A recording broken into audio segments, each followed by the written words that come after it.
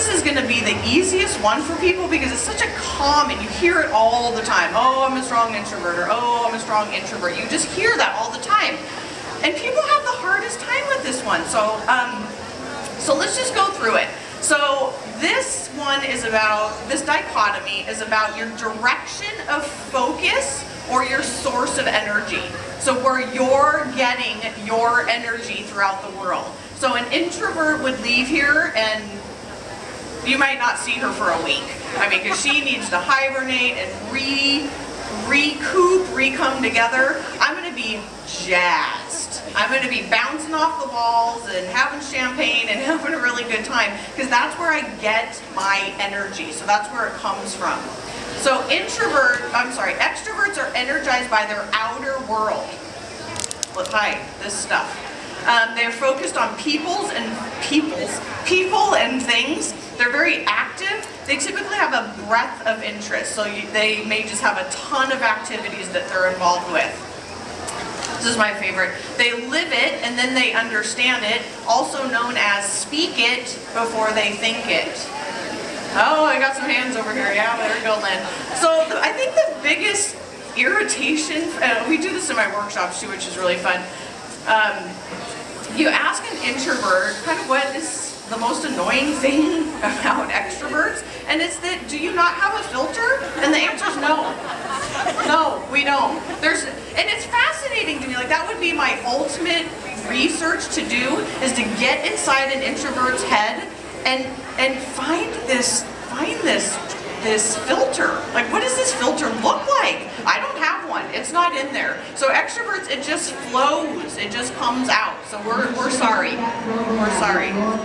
Okay, so they're very interactive. They're typically quite outgoing. They're expressive, like, hi, this stuff. And they give their best self to the world. So that's something I get a whole lot more into in my in-depth workshops. But extroverts get to give the world their best self. On the other hand, and typically when I do this in my workshops, I start to talk softer, just thinking about them, but I can't hear, so it might just come out.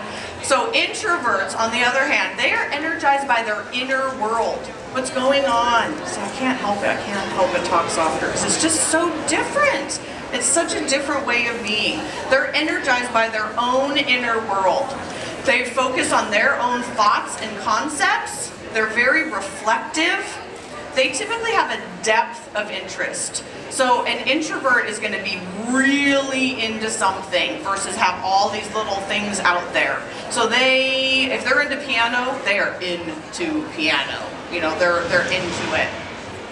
So they understand it before they live it. As I mentioned before, they also think it before they say it. So when I used to do this in corporate America, this was the one that came up all the time in meetings. And I'm a psychotherapist as well, and so this happens in my session. So I'm an extrovert, and I got to work pretty hard to shut up sometimes. And I'll be working with a couple, and the extrovert's on. They are moving on. And in these meetings that I would do in corporate America, they would just move on. They're like, okay, topic done, excellent, check that off the agenda, let's move on. When the introverts are still thinking and processing, like whoa, like you're on to topic 3 and I'm still back on topic 1 and I haven't even gotten my thoughts together before you've moved on. So it's a fascinating concept when you're dealing with people. They also have a deeper level of concentration typically. They're inwardly directed. They're typically more reserved, and my favorite thing about introverts is they save their best selves for themselves. So their dominant type, which again I get into a lot more in my workshops, your dominant type is saved for yourself. Like, how beautiful is that? I give it away as an extrovert. An introvert gets to save it for themselves. So it's a very inwardly beautiful, beautiful world that they live in that sometimes the external world does not see. They never see, typically, the dominant type of an introvert. they will then see the auxiliary type, which we don't have time to get into today. But it's fascinating, I promise you.